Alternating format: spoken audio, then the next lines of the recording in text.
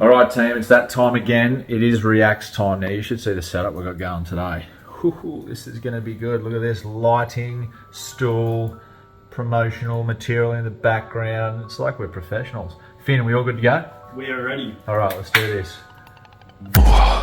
Whew. Welcome to another Reacts. Love it. All right, now the guys have actually chosen 3 videos for me here, 3 of our old videos. So I don't know what I'm watching. It's gonna be a bit of a surprise for me and a bit of a surprise for you guys as well. So let's see how we go. What do we have here? Which one's it? Oh, okay, yes. So we've been to this house, I think it's in Tanawa, and the family over the years have had a lot of snakes.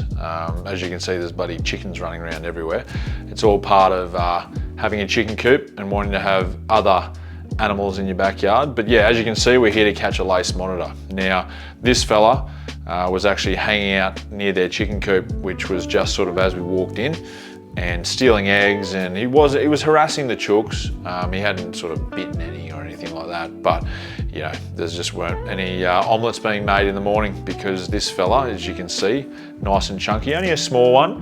They can grow to around 2.4 meters long. He was eating all the eggs, but on this occasion, I was able to actually sort of drag him over gently. I want to hold him sort of halfway down the tail or even higher than that, just because if you hold him at the end of the tail, it can injure him. But as you can see, it didn't have to actually secure him. So that's probably the most dangerous part of catching a goanna like this, is when you've got him by the tail and then you have to sort of go in for the lunge and try and secure him by the head. So it can be quite difficult. And if you miss, which I have a couple of times, I remember this one time I actually lunged down, and as I lunged down, the damn goanna moved backwards and I basically missed him and he had a chance to bite me. But thankfully didn't. But as you can see, goanna's back in the bush, and usually what they do as soon as we let them go is go straight up a tree. Now this one was actually the same day or the next day. I remember we were just catching goannas left, right and center. We usually don't catch them all that often. Probably only, I'd say like a couple a month. But yeah, in this particular scenario, we had a couple in 2 days. Same thing, chicken coop. This guy's even fatter. Wait till you see how big his gut is. He's literally been eating probably a dozen eggs a day. What a unit. So once again, probably got him pretty high on the tail there. I moved down though, as soon as possible, and then I had to secure this big fella because I actually was a little bit concerned that his gut wasn't gonna fit in the tube. But when I pick him up here, a bit of tradie underwear, you saw that, you know, if you're listening, tradie guys, give us a call. But as you can see how big he is, look at the gut on him. That's a decent sized goanna. That's about as big as the goannas get that we catch here on the Sunshine Coast. Had to secure this one just because there was kind of trees everywhere, and I just wanted to make sure once again that he actually fit in the tube. But thankfully got in there okay, and we took him back out into the bush. You can see how well that tube works. We used to put him in containers and sometimes into bags and stuff, but they just rip them to shreds. So the tube sort of acts like a hollow log. Just thought I'd stop that for a second there because the big fella actually struggled to get up the tree. That's how fat he is, but he's getting there on you, mate. But yeah, those tubes work great. They sort of act like a hollow log and allows the goanna to sort of feel secure and make his way in there until we release him back in the bush. Yes, all right, so this video blows my mind because it has been and continues to be one of our most watched videos ever. I think it's now been seen over 40 million times around the world. And yeah, I think it's just because obviously it's at a school. We don't know what we're looking for. I remember we arrived and the groundsman was actually moving all these bales of hay. He had like a little backhoe thing, and this dark coloured snake had come out. So I had no idea what I was looking for, whether it was a brown snake, keelback, red belly, python. You know, I just didn't know. But yeah, I just can't believe how popular this video has been. Like I said, 40 million plus views and just crazy. It was probably our first proper, you know, viral video that was seen by tens of millions of people, which is pretty cool. But yeah, as you can see, going through nice and slowly, the last thing I want to do is be reaching in with my hands because, you know, as a snake catcher, you can't just get complacent. You can't be just putting your fingers in places that they shouldn't be going. That's what the hook's there for. So there's been situations where I've lifted up something with my hook, and if I had to put my hands in there, I probably would have got bitten. So I think I just got a grab on his tail then. And the other thing is too, I remember it does turn out to be a red belly black snake, that I've got to be careful with this wire as well. So pulling up that wire that holds the hay, because I think at one stage he actually went in between the wire or the string and the hay, and if I picked it up too hard, it'd actually probably crush him. So had to be very careful, but at the same time here, we're dealing with a highly venomous snake. I think the snake was actually opaque in the end. As you can see, it's a nice little moist area, nice warm area for the snake. Perfect spot to shed his skin, which is great. But finally found it, got it out from the string, got it out from underneath the hay, and the groundsman was obviously able to go back and do his work.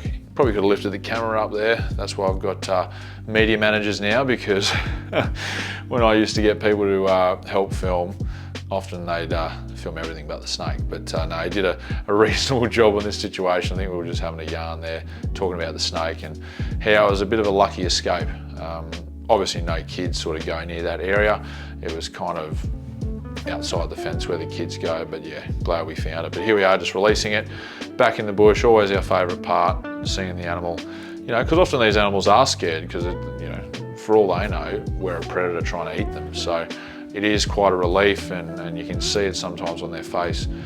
You know, they're pretty excited about getting back in the bush. And we obviously, with this snake, we've been a red belly, wanted to find an area near water, near where there's frogs, and near where there's protection. As the snake was opaque and about to shed its skin, so it wasn't going to be moving around too much. So we wanted to make sure we find a nice area for it. And off it goes. Look at that.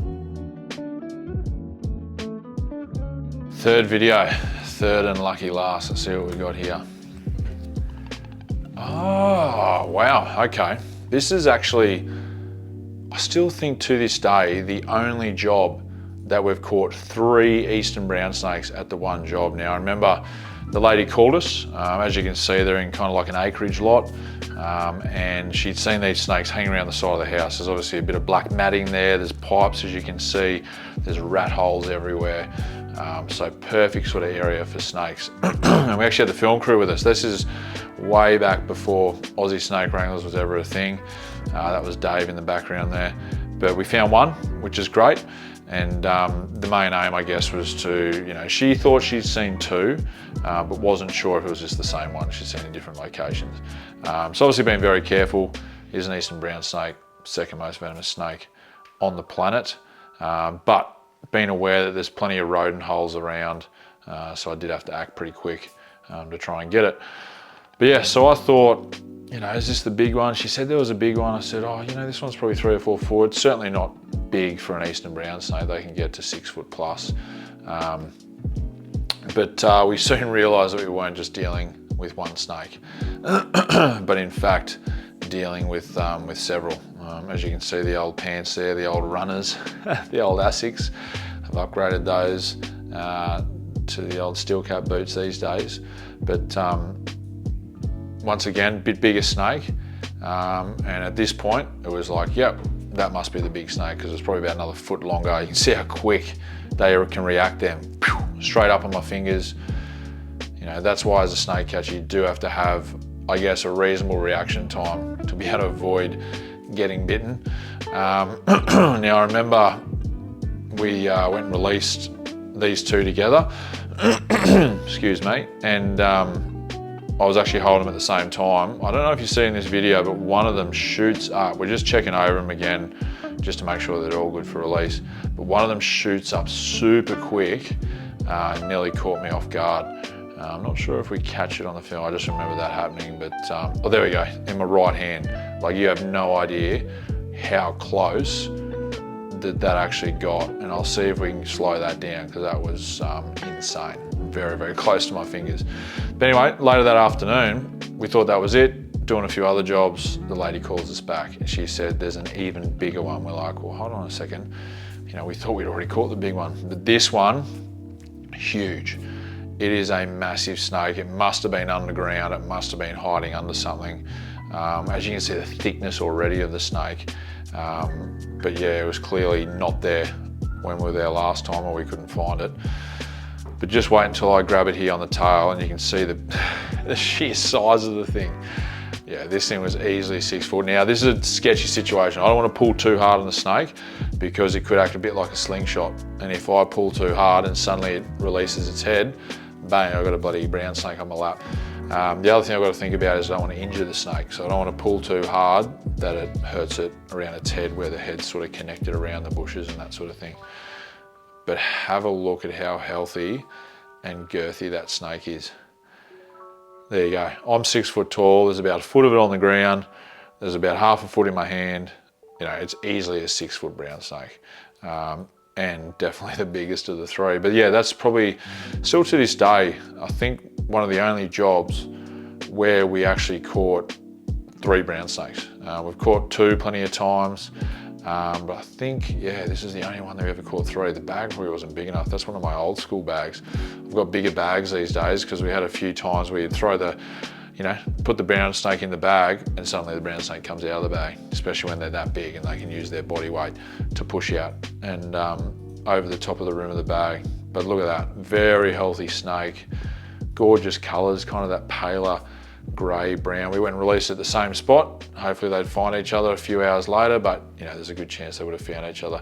But yeah guys, there's another crazy reactions video. Thanks for listening.